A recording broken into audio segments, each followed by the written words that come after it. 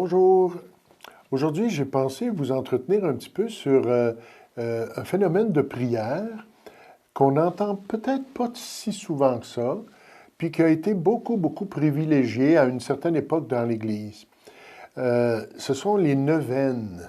Alors, phénomène de prière plus considéré comme étant populaire, un temps de 9 jours. Alors, bon, 9 jours, où est l'origine de 9 jours? Pourquoi c'est pas 8 jours? Pourquoi c'est pas 10 jours? Ben, 9 jours, il y a une espèce de tradition dans l'Église qui dit que entre la fête de l'Ascension puis la fête de la Pentecôte, il y aurait eu 9 jours. À un moment donné, on s'est accroché à ce chiffre-là et on se disait, ben, les apôtres et la Vierge Marie ont pris 9 jours de prière intense, plus intense en tout cas, dans l'attente de la venue de l'Esprit Saint. Bon, alors, il ne faut pas trop s'arrêter nécessairement au chiffre 9, mais il y a une symbolique importante là-dedans parce que c'est 9 jours consécutifs. Il n'y a pas de break entre une journée puis l'autre, là. Non, c'est 9 jours consécutifs. En quoi ça consiste?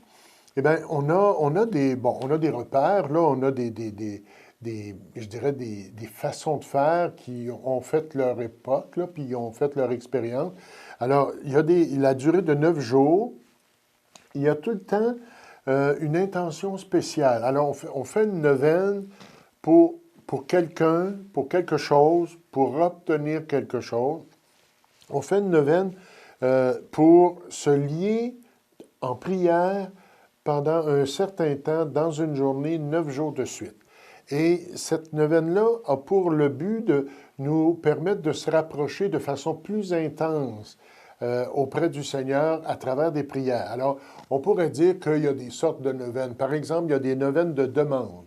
Alors, on va demander au Seigneur de la réalisation de tel événement, d'une guérison, d'un éclaircissement, d'un adoucissement, puis tout ça. Il y a des neuvaines aussi de préparation. Alors, on va se dire, il y a une neuvaine préparatoire à la fête de. Hein.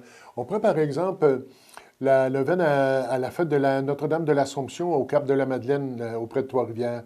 Alors, pendant 9 jours, il y a un festival de prière, un festival de neuvaine, et 9 jours consécutifs, les gens peuvent se rassembler à la basilique et aller vivre un thème, une thématique, un genre d'éclairage sur un aspect particulier de la foi chrétienne.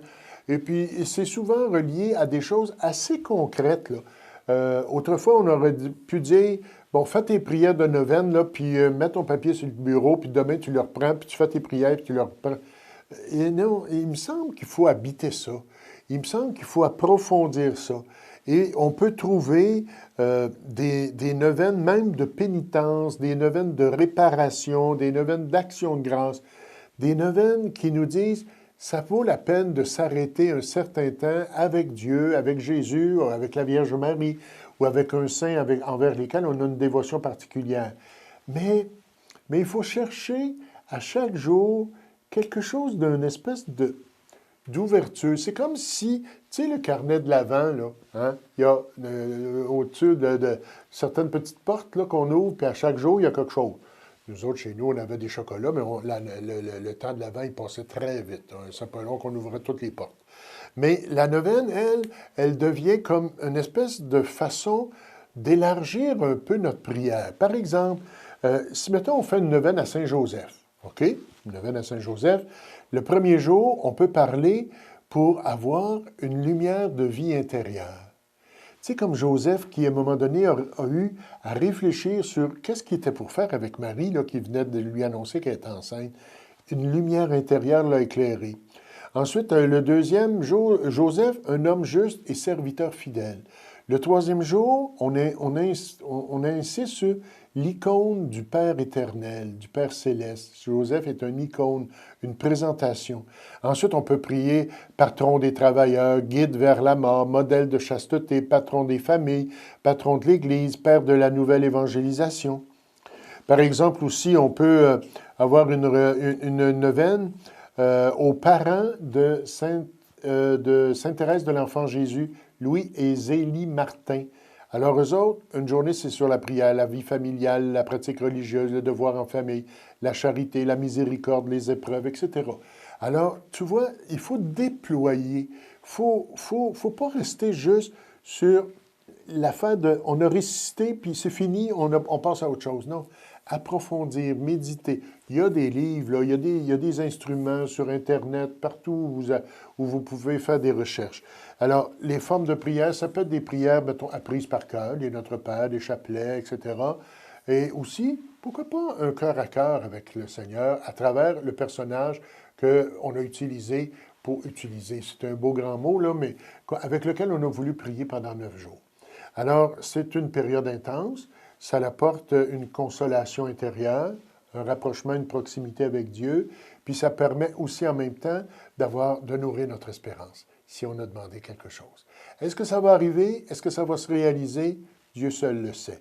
Mais en attendant, j'ai grandi.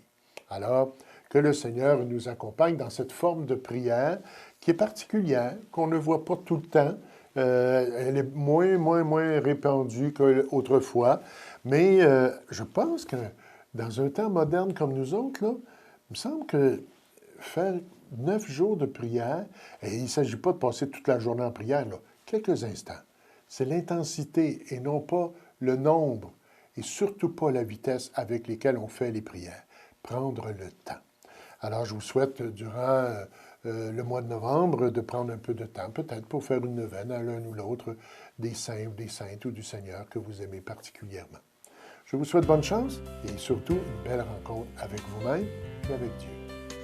Au revoir.